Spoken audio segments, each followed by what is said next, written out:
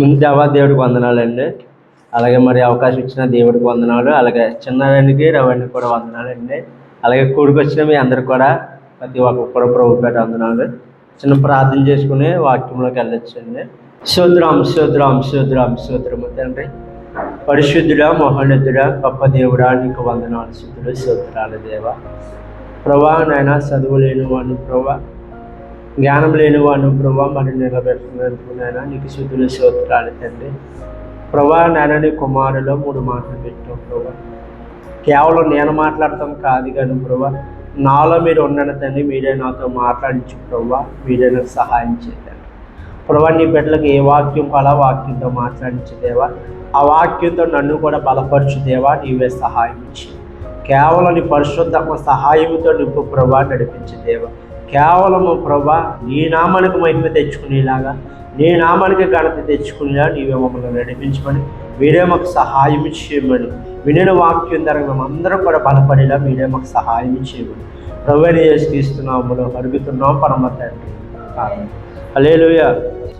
ఏంటంటే వాక్యము, చాలామంది కూడా మందిరానికి వెళ్తారో వస్తారు, దేవుడు ప్రతి దానికి కూడా నడిపిస్తాడండి. చాలామంది కూడా ఇప్పుడు ఆన్లైన్ ప్రార్థన ఉంది, చాలామంది కూడా బలహీనతలు అయిపోయి ఇంటికాడ ఉండిపోతారేమో. కానీ మనం ఎప్పుడైతే ఆ బలహీనతను కూడా పక్కన పెట్టి దేవుడికి అయితే ఎప్పుడైతే మనం అప్పచెప్పుకుంటామో అప్పుడు దేవుడు మనల్ని నడిపిస్తాడండి.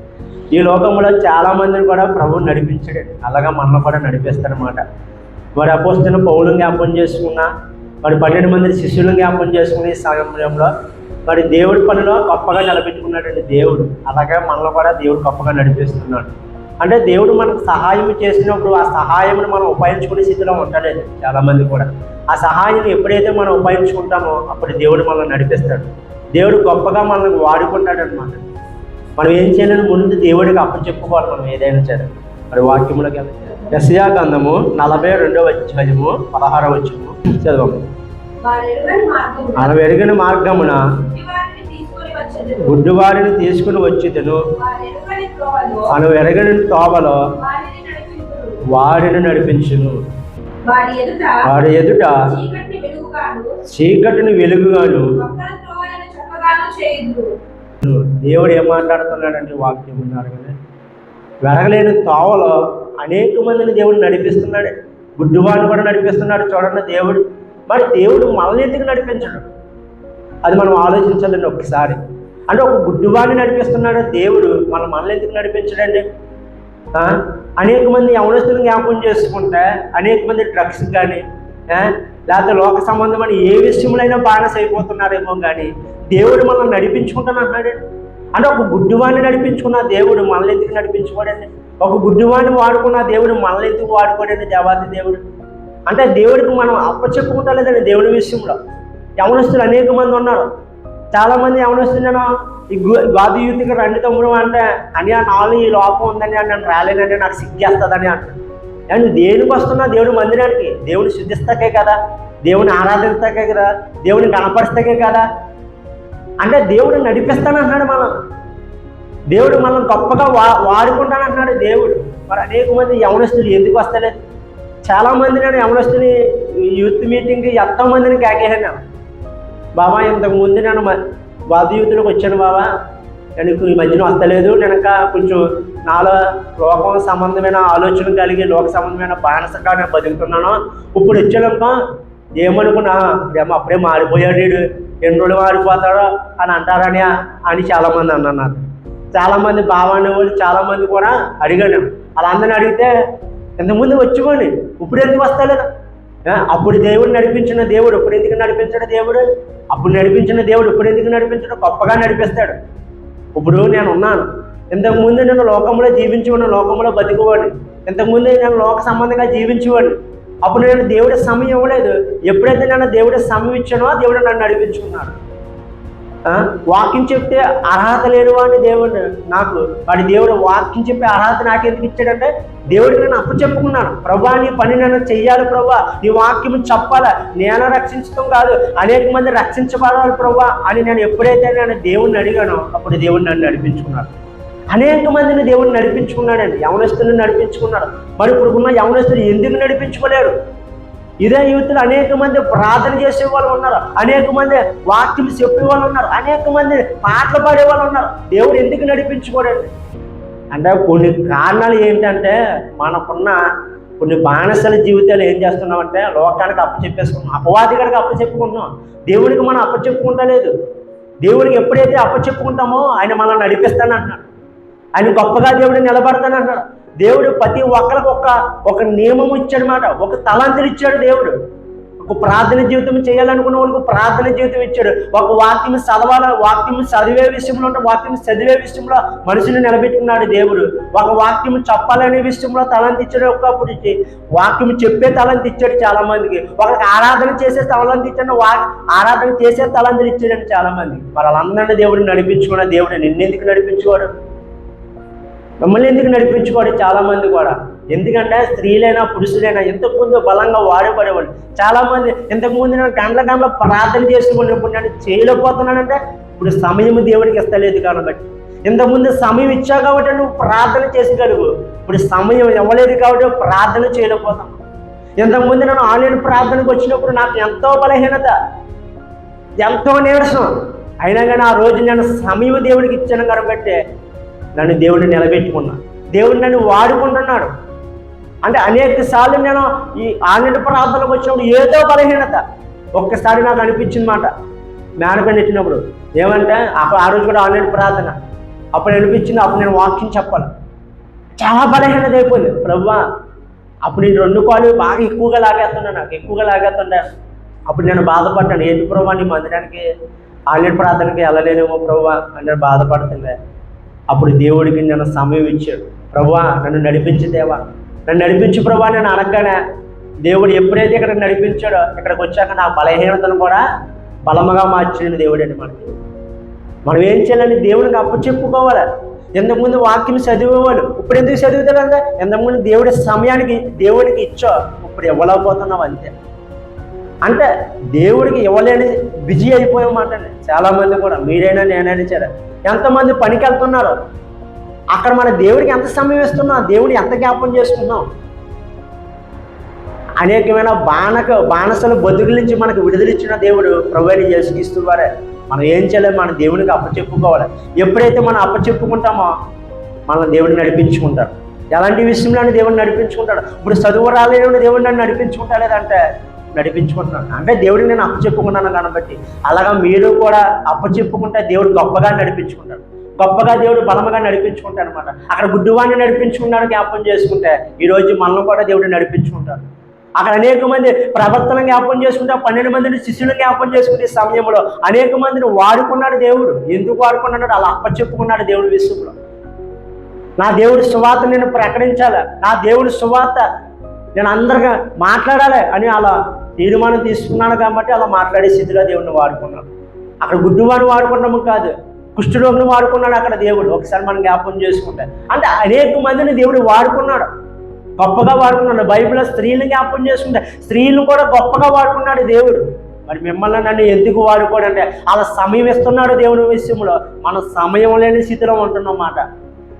అంటే మన జీవితం ఎలా ఉంటుందో దేవుడి విషయంలో మనం పరీక్ష చేసుకోవాలి. 10 సార్లు కూడా మనం ఏమనుకుంటాం కానీ దేవుడు నన్ను వాడుకుంటలేదు అనుకుంటాం కానీ దేవుడు వాడుకుంటున్నాడు. మన సమయం ఇస్తలేదు. నేను ఈ లోక సంబంధమైన ఏ విషయాలకైనా మనం సమయం ఇస్తున్నాము కానీ దేవుడికి సంబంధమైన విషయాల్లో మనం చోటు ఇష్టలేని స్థితిలో ఉంటున్నాం. ఆయన సమయం ఇవ్వలేకపోతున్నాం. ప్రతి విషయంలో దేవుడు వాడుకుంటున్నాడు. ఒకరోజు నేను ఇదే యుక్తిలో ఒకసారి నేను జ్ఞాపకం చేసుకుంటే నాకు వాక్యం చెప్పాలని ఆసక్తి ఎక్కువ, వాక్యం చెప్పాలని ఆసక్తి ఎక్కువ అన్నప్పుడు రవణి ఒక మాట అన్నాడు. ఏమన్నాడంటే, తమ్ముడు వచ్చేవాడు నువ్వు వాక్యం చెప్పాలి తమ్ముడు అన్నాడు. అలాగే నేను మానేలేదు. అప్పుడు నేను దేవుడు ప్రభువా నాకు ఇచ్చే అవకాశం నన్ను నిలబెట్టుకోవాలి, నన్ను వాడుకో ప్రభువా అంటే ఆ రోజు నన్ను శుక్రవారం ప్రార్థనలో దేవుడు గొప్పగా వాడుకున్నాడు. ఆ రోజు నిలబెట్టుకున్నాడు దేవుడు. ఆ రోజు నుంచి కూడా ఈ రోజు నుండి ఏ రోజు కూడా పడిపోకుండా దేవుడు నిలబెట్టుకుంటూనే ఉన్నాడు. అంటే దేవుడు సమయం ఇచ్చుకోవాలి. నేను ఎప్పుడైతే దేవుడు నన్ను వాడుకో ప్రభు అంటే మనల్ని వాడుకుంటాడు, ప్రతి విషయంలో వాడుకుంటాడు. ఎవరికైనా సువార్త ప్రకటించినప్పుడు వాడుకోమని వాడుకుంటాడు. ఎదుటి వాళ్ళ దగ్గర ప్రార్థన చేతకి వెళ్తున్నాం ప్రభు నన్ను వాడుకో ప్రభు అంటే దేవుడు మనం వాడుకుంటాడు. అంటే దేవుడి విషయంలో దేవుడు మనకు ఇస్తున్నాడు కానీ ఆ ఛాన్స్ మనం ఉపయోగించుకోలేకపోతున్నాం. యవనస్తులు అంటే కూడా చాలామంది యవనస్తులు ఉపయోగించుకోలేకపోతున్నాం. ఎక్కడ మీటింగ్స్ ఎత్తుకుంటున్నాం చాలామంది. జ్ఞాపకం చేసుకుంటే యవనస్తుడికి ఒక అవకాశం ఇచ్చాడు దేవుడు. ఇక్కడ సువార్త ప్రకటిస్తున్నారు, వాళ్ళకి సహాయం చేయాలి అని దేవుడు ఒక మాట ఇచ్చినప్పుడు ఆ సహాయం చేస్తాక ప్రతి ఒక్కరు కూడా ముందుకు ఒక అడుగేయాలి. మనకు సువార్త ప్రకటించకపోయినా పర్లేదండి, సువార్త ప్రకటించే వాళ్ళకి సహాయం చేసే స్థితిలో ఉండాలి. మన ఊరిలో ఎంత సువార్త ప్రకటిస్తున్నారో, ఎంత సువార్తను దేవుళ్ళో ఎంత సువార్తను ప్రకటిస్తున్నారో, ఎంతమందిని మీటింగ్ చేసి ఎంతమందిని రక్షిస్తున్నారో అలాంటి వాళ్ళకి సపోర్ట్ చేయాలని కూడా లేని వాళ్ళు అనేక మంది ఉన్నారు. అంటే దేవుడు వాడుకుంటాక మనం సిద్ధపడుతున్నాడు, కానీ మనం సిద్ధపడలేని స్థితిలో ఉంటున్నాం. యవనస్తులు అనేవాడు, స్త్రీలైనా పురుషులైనా ఎవరైనా సరే దేవుడు వాడుకుంటున్నాడు. వాడుకున్నప్పుడు అది ఉపయోగించుకోలేని స్థితిలో చాలామంది ఉంటున్నారు మాట. సమయం వచ్చినప్పుడు దేవుని ఆరాధించమంటున్నాడు, సమయం ఉన్నప్పుడు దేవుని స్తుతించమంటున్నాడు, సమయం ఉన్నప్పుడు ప్రార్థన చేయమంటున్నాడు దేవుడు. ఇంకా లోక సంబంధంగానే జీవిస్తున్నాం, ఇంకా లోక సంబంధంగానే ఆలోచిస్తున్నాం, ఇంకా లోక సంబంధంగా ఇంకా బానిస బతుకులోనే మనం జీవిస్తున్నాం. అంటే ఆ లోకాన్ని పట్టుకుంటున్నాం తప్ప ప్రభువుని యేసుక్రీస్తు అని పట్టుకుంటా లేదు. ఆయన పట్టుకుంటామే దేవుడు మళ్ళీ వాడుకుంటాడు, ఆయన పట్టుకుంటానే దేవుడు మళ్ళీ నడిపిస్తాడు అనే ఆలోచన లేకుండా చాలామంది కూడా జీవిస్తున్నారు. మనం ఎప్పుడు కూడా అలా జీవించకూడదు. మరి ఈరోజు ఇంతమంది మరి వాణిడి ప్రేదంటే చాలామంది కూడా బాధ్యత ఉండాలని, నేను బాధ్యత కలిగి ఉండాలి. ఇప్పుడు ఆనిడి ప్రార్థనకు వచ్చావా, అది నీకే మేలు, అది నీకే ఆశీర్వాదం, దేవుడికి ఏ నష్టం లేదు. మానవుడు ఏ పంట విత్తునో ఆ పంట పోతునని దేవుడు విత్తునే చెప్పలేదు. అంటే ఏంటంటే ఇప్పుడు ఆనిడి ప్రార్థన వచ్చిందంటే నీలో బలహీనతను తీసే దేవుడి దగ్గరికి వస్తే ఆ బలహీనతను తీయలేడా? దేవుడి పట్ల విశ్వాసం లేదా? దేవుడి పట్ల నమ్మకం లేదా? మనం మనుషులు చూడగలరు, కానీ ప్రభువుని యేసుక్రీస్తు అని చూడాలి. ఎప్పుడైతే మనం ఆయన చూడగలమో అప్పుడు దేవుడు మనం వాడుకుంటాడు. ఎప్పుడైతే ఆయన చూస్తామో మనం గొప్పగా దేవుడు మన ఆశీర్వదిస్తాడు, దీవిస్తాడు. అక్కడ గుడ్డుగాను వాడుకున్న దేవుడు మనల్ని వాడుకుంటాడు. అనేక మంది ప్రవర్తన వాడుకున్న దేవుడు మనల్ని వాడుకుంటాడు. అపొస్తలుడు పౌలు ఎలాగైతే వాడుకున్నాడో మనల్ని అదే స్థితిగా వాడుకుంటాడు. మనం ఎలా ఉంటున్నాం దేవుడి విషయంలో, దేవుడు అవకాశం ఇస్తున్నాడు వాడుకుంటాక. సమయం ఉన్నప్పుడు దేవుని స్తుతించమన్నాడు, సమయం ఉన్నప్పుడు దేవుని గడపమంటున్నాడు. మనం సమయం ఉన్నప్పుడు దేవుని స్తుతించలేకపోతున్నాం, ఆ సమయం లేనప్పుడు కూడా ఆ సమయాన్ని కేటాయించుకున్న దేవుని ఆరాధించలేని స్థితిలో ఉంటున్నాం. దేవుడు ఎవరికో కానీ ఎలాంటి అవకాశం ఇవ్వడమాట. దేవుడు మనకు అవకాశం ఇస్తున్నాడు, ఆ అవకాశాన్ని నిలబెట్టుకునే స్థితిలో ఉండలేకపోతున్నాం. ఆ అవకాశాన్ని నిలబెట్టుకునే స్థితిలో ఉంటే మీరైనా నేనైనా సరే ఎక్కడైనా దేవుడు వాడుకుంటాడు, ఎక్కడైనా దేవుడు మనల్ని ఆశీర్వదిస్తాడు, దీవిస్తాడు. ఎప్పుడు కూడా దేవుడు మన పై చేతి మీద ఎత్తాడు తప్ప కింద చేతి మీద ఎప్పుడూ పెట్టలేదు. దేవుడు మన ఆశీర్వదించే చేతిలోనే పెట్టాడు, దేవుడు ఒకరిని దీవించే స్థితిలోనే ఎత్తాడు మన దేవుడు. అంటే దేవుడు వాడుకుంటున్నాడు మనల్ని. ఆ వాడుకున్నప్పుడు ఈ జీవితము ఆయనకి ఇచ్చే స్థితిలో ఉండాలి. ఈ శరీరం ఉందా, ఎప్పుడు ఉంటామో ఎప్పుడు పోతామో తెలియదు, కానీ ఈ శరీరం ద్వారా దేవుడు కనపరిచే స్థితిలో ఉండాలి. ఈ శరీరం ద్వారా దేవుడు మహిమపరిచే స్థితిలో ఉండాలి. అంటే దేవుడికి మనం ఎంత పని చేస్తున్నామండి దేవుడి సన్నిధిలో. పాట పాడుతున్నామా, లేకపోతే ఒక వాక్యం, లేకపోతే చిన్న ప్రార్థన చేస్తున్నామా, లేకపోతే ఎక్కడైనా సువార్త ప్రకటిస్తుంటే ఆ సువార్తలోనే కాసేపు వాక్యం వింటున్నామా?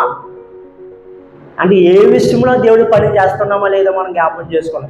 దేవుడు నడిపిస్తానంటున్నాడు, మనం నడవలేని స్థితిలో ఉంటున్నాం. ఆయన సిద్ధంగా ఉంటానంటున్నాడు, మనం సిద్ధపడతలేదు మాట దేవుడి విషయం. ఎప్పుడైతే మనం సిద్ధపడతామో దేవుడు గొప్పగా దేవుడు మనల్ని నడిపిస్తానంటున్నాడు. ఇంకా ముందుకు వెళ్ళొచ్చండి వాక్యంలో.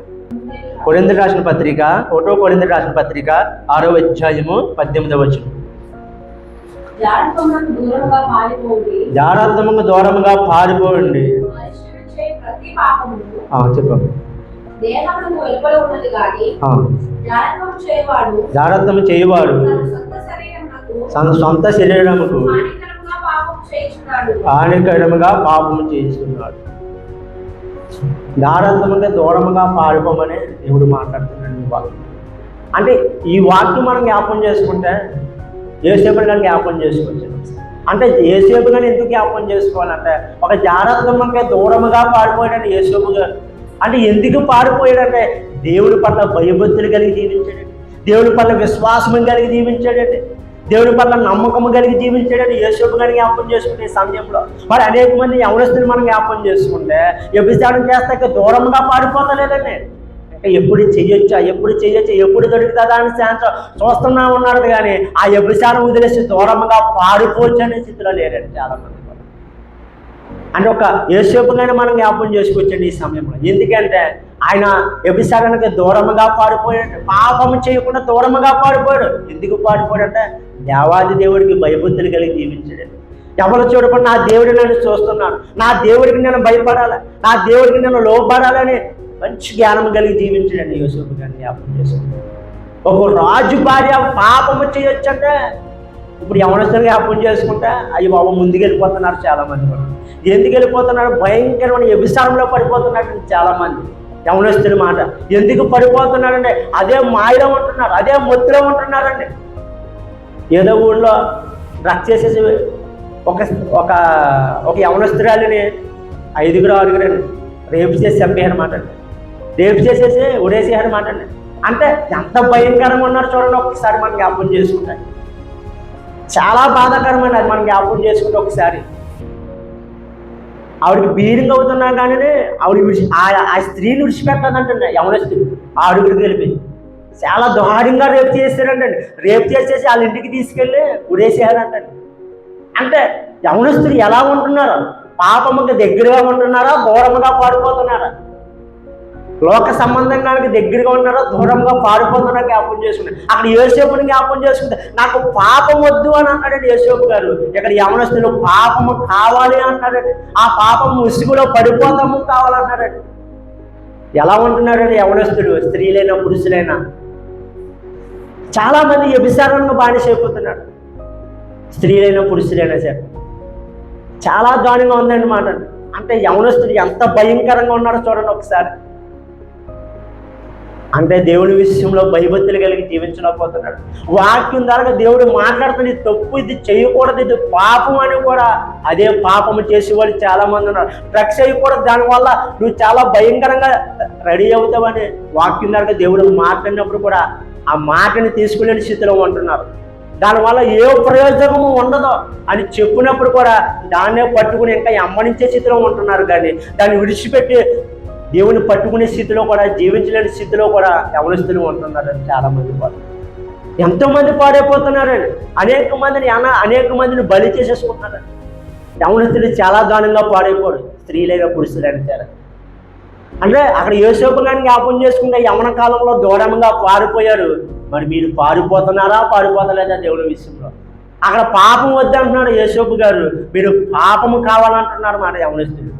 స్త్రీలను జ్ఞాపకం చేసుకున్న స్త్రీలను జ్ఞాపకం చేసుకుంటే మరి స్త్రీలు కూడా అదే పొజిషన్లో ఉండి పాపము చేస్తున్నాడు. కానీ అక్కడ యేసేపు గారిని జ్ఞాపకం చేసుకుంటే పాపాన్ని విడిచిపెట్టి దూరంగా పారిపోయారు. మరి మీరెందుకు పారిపోతలేదు?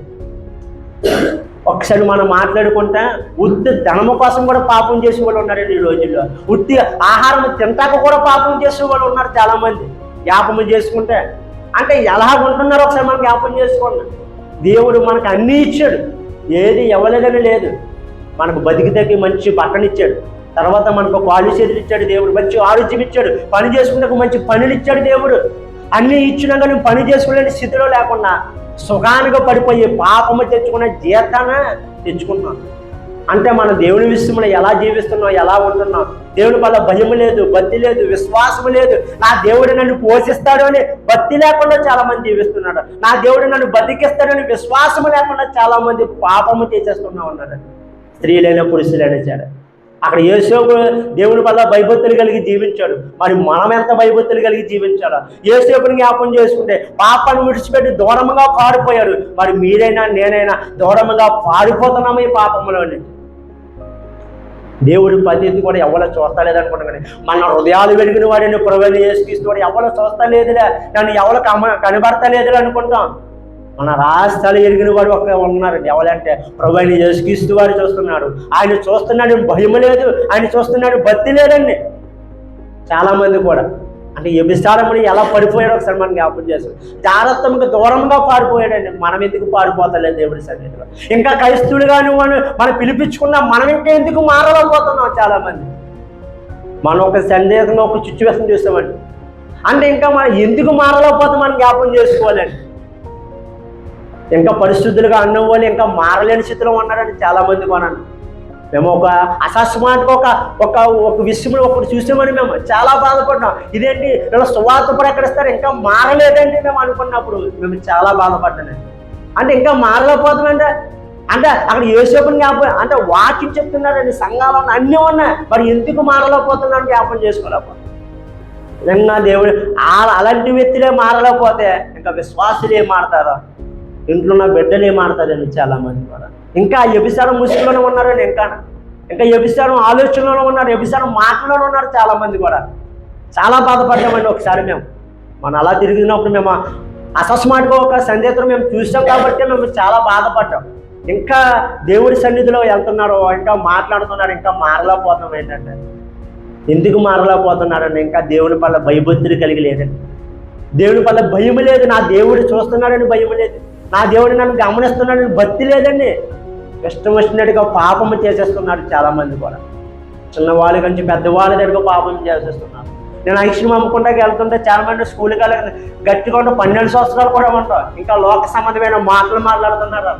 ఎందుకు మాట్లాడుతున్నారంటే దేవుని పట్ల భయభక్తులు కలిగి లేదండి, దేవుని పట్ల విశ్వాసం లేదండి, నా దేవుడు నన్ను చూస్తున్నాడని భయం లేదు, భక్తి లేదండి. ఇంకా క్రైస్తవులని పిలుచుకుంటున్నారు, ఎందుకు ప్రయోజనం లేని వాళ్ళు మాటలు అందరూ. 12 సంవత్సరాలు ఉంటావు, లేకపోతే 11 సంవత్సరాలు ఉంటాయండి, వాళ్ళు ఇంకా లోక సంబంధంగానే మాట్లాడుతున్నారు. ఆ రోజు నేను చూసి తిట్టి, నేను తప్పు మనం అలా కట్టకూడదురా తమ్ముళ్ళు, తప్పు అది. మన దేవుడిని నమ్ముకుంటున్నాం, దేవుడిని విశ్వాసిస్తున్నాం, మన దేవుడి పట్ల భయభక్తులు కలిగి జీవించాలి. ఎవడ చూస్తలేదు అనుకుంటున్నామేమో, కానీ మన దేవుడు మనం చూస్తున్నాం రా బాబు, మనం చాలా దేవుడి పట్ల భయభక్తులు కలిగి జీవించాలి రా బాబు అని చెప్పారు. మనం అంటే ఇంకా దేవుడి పట్ల ఇంకా భయభక్తులు కలిగి లేదండి చాలామంది కూడా. దేవుడు చూస్తున్నాడని కూడా జ్ఞానం లేకుండా జీవిస్తున్నారు, మూర్ఖముగా జీవిస్తున్నాడని చాలామంది కూడా. యవనస్తులు ఏంటి, పురుషులు ఏంటి, చాలామంది కూడా ఇదేలాగా స్థితిస్తున్నారు. పెళ్ళి అయిపోయిన వాళ్ళు చాలామంది కూడా, అందరూ కూడా ఇదే ఒత్తిడిలో చాలామంది కూడా పాపం చేసేస్తున్నారు. ఎందుకు చేస్తున్నారంటే దేవుని పట్ల అస్సలు భయం లేదండి. దేవుడు వచ్చాడు, అక్కడ దగ్గరగా ఉంది, ఇంకా దేవుని కోసం ఇంకా నేను మారాలా, సమృద్ధిగా నేను దేవుడి సన్నిధిలో ఉండాలా, దేవుడి వాక్యం వినాలా, ఇంకా నడుచుకోవాలా అనేది లేదండి. చాలామంది కూడా చెప్తే నమ్మరు కదండి. చాలామంది కూడా పెద్దవాళ్ళు ఇంకా మారలేని స్థితిలో ఉన్నారండి, ఇంకా అదే స్థితిలో ఉన్నారు, జీవిస్తున్నారు. ఎందుకు జీవిస్తున్నారు అని అనుకున్నాను ఒకసారి. ఏంటి ఈ సమయంలో యేసయ్య ప్రభువా, నా తండ్రి గొప్ప దేవుడా, నీకే వందనాలు ప్రభు, నన్ను బతికించడానికి దేవుని జ్ఞాపకం చేసుకుంటా లేదురా బాబు అనిపించింది మాట. అంటే ఆ సమయంలో కూడా దేవుని జ్ఞాపకం చేసుకుంటా లేదు, ఆ సమయంలో కూడా పాపం జ్ఞాపకం వచ్చింది మాట. ఒక స్త్రీని జ్ఞాపకం చేసుకుంటే, ఒక వ్యక్తి, నాకు తెలిసిన ఒక వ్యక్తి ఏమందంటే, నాకు ఇంకా వయసు అయిపోయింది అంటే నేను పాప నా వయసు అయిపోయింది అనుకున్నావా అని ఒక మనిషి అన్నాడు. ఎందుకన్నాడంటే దేవుడి పట్ల భయం లేదు, దేవుడి పట్ల భక్తి లేదు. దేవుడు అన్నీ ఇచ్చాడు, పాపము చేయమని అన్నదండి దేవుడు, కష్టపడమన్నాడు దేవుడు, కష్టపడింది ప్రతి తెచ్చింది కష్టాజీతం దాన్ని దీవిస్తానంటున్నా, దాన్ని ఆశీర్వదిస్తానంటున్నాడండి దేవుడు. ఇంకా లోకంలో కలిసిపోతున్నారు. భర్త ఉన్నగాని ఇంకో భర్తను చేసుకునే వాళ్ళు చాలామంది ఉన్నారు, భార్య ఉన్నగాని ఇంకో భార్యను చేసుకునే వాళ్ళు చాలామంది ఉన్నారు. అలాగా చేస్తున్నారు. అలాగా పిల్లలు కూడా చాలామంది కూడా పాడైపోతున్నారు. ఇప్పుడు అనేక మంది యవనస్తులు పాడైపోతున్నారు అంటే కేవలం వాళ్ళ వెనకాల ఉన్న తల్లిదండ్రుల వల్ల కూడా చాలామంది పాడైపోయిన వాళ్ళు అనేక మంది ఉన్నారు. నా కళ్ళారా చూసిన వాళ్ళు అనేక మంది పాడైపోరు, చాలామంది చూసాను నేను అలాగా, అనేక మంది పాడైపోయాడు. ఎందుకు పాడైపోయాడు అంటే కేవలం వాళ్ళ తల్లి వల్ల తండ్రి వల్ల పాడైపోయినాడు. అనేక మంది స్త్రీలు పురుషులు చాలామంది పాడైపోయాడు. అంటే దేవుడి పట్ల ఇలా భయభక్తులు కలిగి జీవించలేదు, ఇంకా దేవుడి పట్ల వీళ్ళకి భయం ఏముంటుందా, వీళ్ళ విషయంలో భక్తి ఏముంటుందా? మీరు అనకూడదా కానీ కాదండి. ఒకసారి మీకు చెప్తున్నాను ఈ మాట. నేను ఆడుకున్న టైం, నేను చిన్న పిల్లలు ఆడుకుంటున్నారండి, ఆడుకుంటుంటే అంటే అక్కడ తల్లిదండ్రులు దేవుడి అంటే పిల్లలు ఎదురుగా ఏం చేస్తున్నారు కూడా లేదండి. అంటే ఏం చేస్తున్నాడంటే ఇలా తల్లిదండ్రులు ఏం చేసుకున్నారు, అక్కడ పిల్లలు అదే చేసుకుంటున్నారు. అప్పుడు నేను అన్నాను, ఇదేంటో ఏం చేద్దంటే, అప్పుడు అలా ఏమన్నారా, ఇలా మా నాన్నమ్మ అమ్మగారు ఇలా చేసుకున్నారు, అది నేను చేసుకున్నాను అంటున్నాను. నాకు చాలా ఆశ్చర్యపడిపోతే, చిన్న పిల్లలు ఏంటి అలా గట్టిగా ఉంటే ఒక 8 సంవత్సరాలు ఉంటాయేమో, అలాంటి పిల్లలు నేర్చుకున్నారంటే కేవలం తల్లిదండ్రుల వల్ల. అంటే దేవుడి వల్ల భయభక్తులు కలిగి జీవించలేదండి, దేవుడి వల్ల విశ్వాసం కలిగి జీవించలేదు. వాళ్ళని చూసుకునే కదండి పిల్లలు కూడా చాలా మంది పాడైపోతున్నారు. ఇప్పుడు కేవలం పిల్లలు పాడైపోతున్నారు కేవలం తల్లిదండ్రుల వల్ల. అంటే దేవుని పట్ల భయభక్తులు కలిగి జీవించలేదు, విశ్వాసం కలిగి జీవించలేదు. ఎవరో చూస్తలేదు అనుకుంటాం కానీ మన పరలోకమైన మన తండ్రి చూస్తున్నాడు. ఆయన తీర్పులోకి వెళ్ళినప్పుడు ఆయన సమాధానం మనకి ఇస్తాడండి. అప్పుడు మనం మాట్లాడలేని స్థితిలో ఉంటాం మాట. మన దేవుడి విషయంలో ఎలా ఉంటాడో మనం జ్ఞాపకం చేసుకున్నాం. ఒక యేసేపుని జ్ఞాపకం చేసుకుంటే, యేసేపు కానీ ఎలాగైతే దేవుడు వాడుకున్నాడో మనల్ని దేవుడు అదే రీతిగా వాడుకుంటాడు. ఆయన ఏ పాపము చేయలేదండి, ఏ పాపము చేయకుండా పరిశుద్ధంగా నీతిగా దేవుని వల్ల భయభక్తులు కలిగి యథార్థం కలిగి జీవించాడండి. ఆయన గొప్ప రాజుగా నిలబెట్టాడండి యేసేపు గారిని. మనల్ని కూడా గొప్పగా నిలబట్టాలంటే మన దేవుని వల్ల భయభక్తులు కలిగి ఏ పాపము మనం చేయకుండా ఎప్పుడైతే మనం నిలబడతామో అప్పుడు దేవుడు మనల్ని కూడా నిలబెడతాడు. అప్పుడు దేవుడు కూడా మనం గొప్పగా వాడుకుంటాడు. విలాప వాక్యాలు 3వ అధ్యాయము 27వ వచనం. యవన కాలమున కాడి మోయిన నరుడికి మేలు, అతని మీద తనను మోపిన వాడు యెహోవాయే. మళ్ళీ క్వశ్చన్ చదువు. యవన కాలమున కాడి మోయుట నరుడికి మేలు, తనను చదవమ్మా. అతని మీద తనను మోపిన వాడు యెహోవాయే. నరుడు ఒకసారి మనం జ్ఞాపకం చేసుకుంటే నరుడికి ఎంతో మేలు అంటే మన దేవుని విషయం మనం జ్ఞాపకం చేసుకుంటే ఒకసారి స్వార్థ ఎంతో మేలు అంటే దేవుని విషయం ఒకసారి చదవమ్మ. ఒకసారి చూడండి. యవన కాలమున కాడి మోయుట నరుడికి మేలు. యవన కాలంలో ఆయన కాడి మోస్తా ఎంతో మేలు అంటండి. మనం జ్ఞాపకం చేసుకుంటే మరి ఆయన కాడి మోసే స్థితిలో ఉంటున్నామో లేదో మనం జ్ఞాపకం చేసుకోవాలి. యవన కాలంలోనే అంటే చాలామంది కూడా యవన కాలంలో మోయలేని స్థితిలో ఉంటారు. ఇది వయసు అయిపోక ఒక 60 సంవత్సరాలు, ఒక 80 సంవత్సరాలు వచ్చాక నేను మోస్తాను అన్నప్పుడు అప్పుడు ఏముంటుందండి? అప్పుడు ఏ ప్రయోజనం ఉండదండి. అప్పుడు చేస్తాను అంటారు, అప్పుడు ఏ ప్రయోజనం ఉండదు. అప్పుడు సువార్త ప్రకటిస్తానంటారు, అప్పుడు ఏ ప్రయోజనం ఉండదు. యవన కాలంలోనే ఆయన కాడి మోత ఎంతో మేలు అంటాడండి నరుడికి. అంటే మనకు మేలే అంటున్నాడండి దేవుడు. ఏ రోజు కూడా కీడు అనలేదండి దేవుడు ఇస్తుంది, మేలే అంటున్నాడండి. చాలా మంది కూడా ఒకసారి మనకి ఏమన్నా సువార్తలో అంటే బొబ్బోలు కష్టాలు, బొబ్బులు సమస్యలు వచ్చేస్తారు బాబు అనుకుంటాం కదండి. నరుడికి మేలు అంటండి సువార్త విషయంలో. ఆయన కాడి మోస్తము మేలు అంటండి. ఆయన కాడి మోస్తం అంటే ఆశీర్వాదం అంటే ఆ దీవులు అంటండి మనం జ్ఞాపకం చేసుకుంటే. చాలా మంది కూడా మందిరానికి వెళ్తే కష్టాలు వచ్చేస్తాయి, మందిరానికి వెళ్తే సమస్యలు వచ్చేస్తాయి, ఇబ్బందులు వచ్చేస్తాయి, కష్టాలు వచ్చేస్తాయి అనుకుంటాం కానండి. ఆయన కాడి మోస్తే నరుడికి మేలు అంటండి. ఆయన కాడి మోస్తే నరుడికి ఆశీర్వాదం అంటే దీవుని అంటే మనం జ్ఞాపకం చేసుకుంటే ఈ సమయం. యవన కాలంలో ఉన్నామండి మనం యవనస్తులు. 10 యవనస్తుడికి ఒకటే చెప్తున్నాను, యవన కాలంలో ఉన్నాడు కాబట్టి ఆయన కాడి మోసే స్థితిలో మనం ఉండాలండి. ఎప్పుడైతే కాడి మోసే స్థితిలో ఉంటామో దానికి మేలు అంటాడండి దేవుడు. అంటే యవన అంతమంది ఉన్నారు చూడండి దేవుడి విషయంలో, కాడి మోసే విషయంలో. ఇంకా కాడి మోపే విషయంలో ఇంకా లేదేమో కానీ మోసే విషయంలో ఉన్నారు. ఎప్పుడైతే ఒకసారి మనం ఒక పొలం జ్ఞాపకం చేసుకుంటే, నేను ఒకసారి అరటికాయల కోతకి వెళ్ళాను. అరటికాయల కోతకి వెళ్తున్నా, అరటికాయల కోత కాదు కదండి, మొన్న నేను చిన్న చెప్తానండి. 7కి సొడికి వెళ్ళానండి. నిన్న వెళ్తుంటే కరెక్ట్గా మైల్లో పెట్రోల్ అయిపోయింది. 11 కిలోమీటర్ తొక్కెళ్ళాను. తొక్కెళ్తే అయ్యో ఎందుకు అయిపోయిందో తెలియదు. ఏంటి నాకు ఈ బాధ ఏంటి, కష్టం లేదండి. వచ్చినప్పుడు అనుకున్నాను కష్టం అనుకున్నాను, ప్రభావ చాలా సులువు ఉంది ప్రభావ అనుకున్నాను. అంటే కాడి మోస్తాకే మనం కష్టం అనుకుంటాం కానీ దానికి మేలుగా మార్చిన దేవుడు మన దేవుడు. నేను అనుకున్నాను వెళ్ళిపోయినప్పుడు తెగలాగేస్తా కాళ్ళు ఇంకా నల్లపోతున్నాను. వచ్చినప్పుడు ఎంచక్క బండి తోలుతుండే, చల్ల గాలి వేస్తుండే, అయ్యో ఎంత ప్రసాదం ఇచ్చావు ప్రభా అనుకున్నా. అంటే ఫస్ట్ నేను నలిగిపోయాను, తర్వాత నాకు హ్యాపీనెస్ ఇచ్చాడండి దేవుడు, నాకు ఆనందాన్ని ఇచ్చాడు దేవుడు. అదే అంటాడండి దేవుడు. ఏమన్నాడా?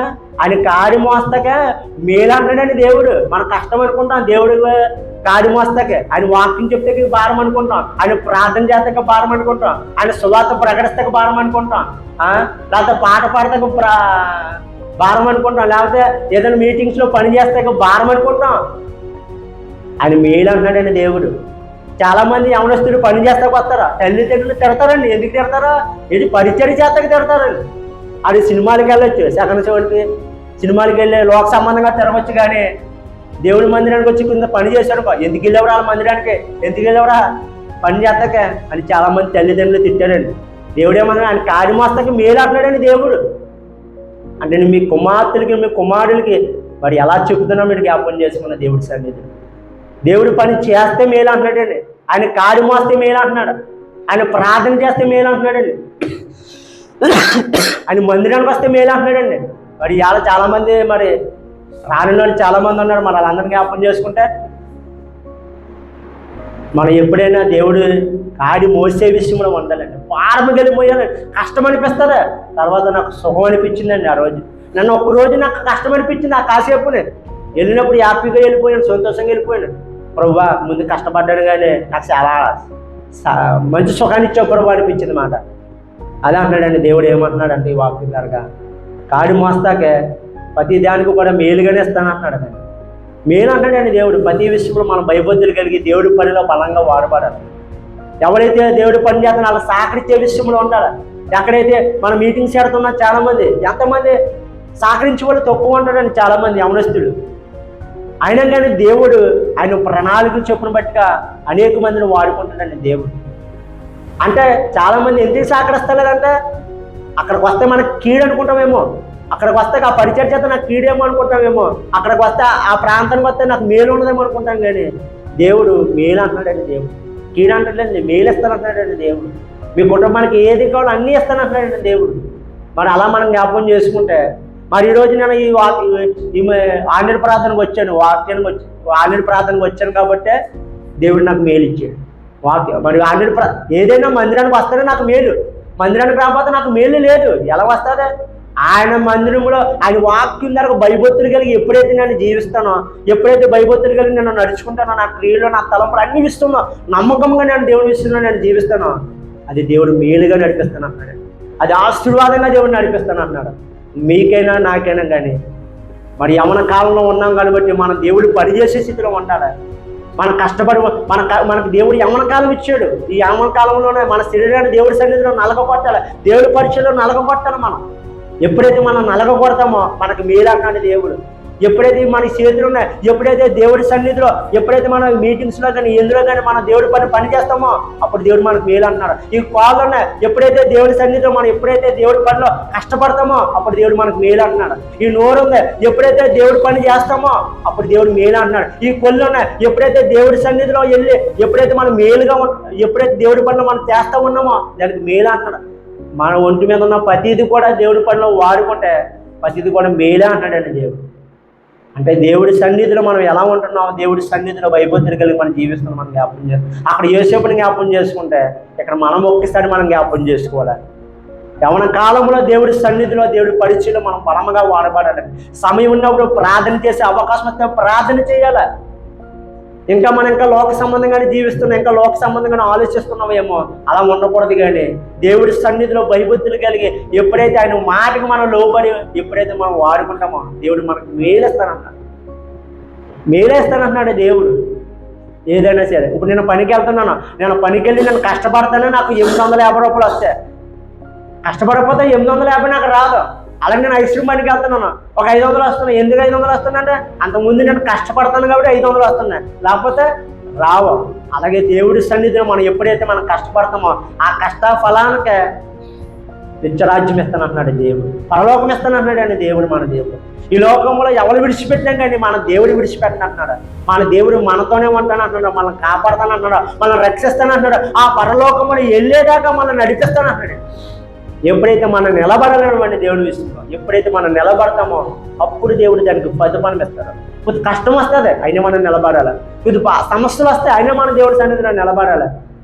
ఎప్పుడైతే మనం తెగించి మనం భక్తి చేసే స్థితిలో ఉంటామో, తెగించి మనం మందిరానికి ఇచ్చే విషయంలో ఉంటామో, నాకు తలపోటు వస్తుంది,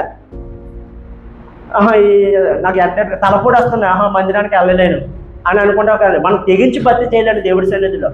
ఎప్పుడైతే మనం అలా భక్తి చేస్తామో ఆ తలపోటును కూడా తీసేసే దేవుడు మన దేవుడు. మన బలహీనతను బలముగా మార్చే దేవుడు అండి మన దేవుడు. ఈ లోకంలో మనుషులకు అసాధ్యమేమో కానీ మన దేవుడికి సమస్తము సాధ్యమే. మన దేవుడి సన్నిధిలో భయభక్తులు కలిగి ఎప్పుడైతే మనం జీవిస్తామో దేవుడు మనల్ని కూడా గొప్పగా వాడుకుంటానన్నాడు ఈ వాక్యం. మరి ఈ వాక్యం మన హృదయాల్లో ఫలించిన గాక. ఆమేన్. స్తోత్రం స్తోత్రం స్తోత్రం స్తోత్రం తండ్రి. పరిశుద్ధుడా మహోన్నతుడా గొప్ప దేవుడా, జ్ఞానానికి వందనాలు స్తోత్రాలు దేవా. ప్రభా మరి మా హృదయంలో నేను మాట్లాడుకుంటాను ప్రభా. విన్న వారిని మీ బిడ్డలు జ్ఞాపకం చేసుకోనైనా, ఎవరైతే విన్నారో ప్రతి ఒక్కరినైనా ఈ మాటల తరకు బలపరుచు దేవా మీరే సహాయం చేయాలనైనా. యోసేపుని జ్ఞాపకం చేసుకుంటూ పాపానికి దూరంగా పారిపోయాడు. మరి అక్కడ ఉన్న యవనస్తులు చాలా మందినైనా ఇంకా పాపము చేసే స్థితిలో ఉన్నారు. కానీ ప్రభు అక్కడ యోసేపుని పల భయభక్తులు కలిగి జీవించాడు. నా దేవుడు నన్ను చూస్తున్నాడు, నా దేవుడు నన్ను గమనిస్తున్నాడు అని భయభక్తులు కలిగి జీవించాడు ప్రభు. మరి ఇక్కడ ఉన్న యవనస్తులు కూడా అదే భయభక్తులు కలిగి జీవించాలి తండ్రి. నీ పల భక్తితోని భయముతోని విశ్వాసముతో నిన్ను నమ్మే విషయంలో ఉండాలి దేవా. నీవే సహాయం ఇచ్చే ప్రభా నీకు వందనాలు తండ్రి. ఎంతమంది అయితే ప్రభు ఇంకా లోక సంబంధంగా జీవిస్తున్నారు వాళ్ళందరూ కూడా పరిశుద్ధముగాను నీతిగాను యథార్థంగా జీవించలే సహాయం ఇచ్చే ప్రభా నీకు వందనాలు తండ్రి. ప్రభా ఎవరు నడిపించకుండా నేను నడిపిస్తానని వాక్యంతో మాట్లాడావు ప్రభా. నేను వాళ్ళకున్న 10 దురాత్మలు, నేను వాళ్ళకున్న 10 ఎడిసినాలు, 10 బానిసలు కూడా పక్కన పెట్టేసి నేను నీకు అప్పచెప్పుకుని నీ సన్నిధిలో నీ పనిలో నడుచుకునేలాగా నీవే సహాయం ఇచ్చే ప్రభా. నీవే నడిపించేదేవా నీకు వందనాలు ప్రభా. యవన కాలంలో నీ కాడి మోసం ఎంతో మేలు అంటున్నావు ప్రభా. ప్రతి యవనస్తుడు కూడా బాధ్యత కలిగి ప్రభా, భారము కలిగినైనా నీ సువార్తలో ప్రభా భాగస్వామిగా ఉండేలా సహాయం ఇచ్చే ప్రభా. ఎప్పుడైతే అలా ఉంటారో వాళ్ళందరూ కూడా మేలు అంటున్నావు కదా ప్రభా. వాళ్ళందరూ కూడా మేలుగా ఉండేలా సహాయం ఇచ్చే తండ్రి. ఒకరి దీవునిగా ఉండేలా సహాయం ఇచ్చే ప్రభా నీకు వందనాలు.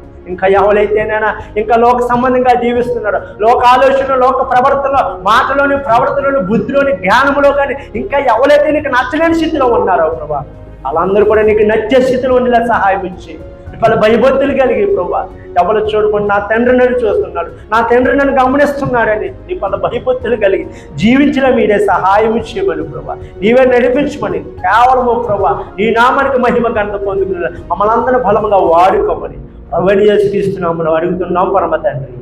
ఆమేన్. హల్లెలూయా.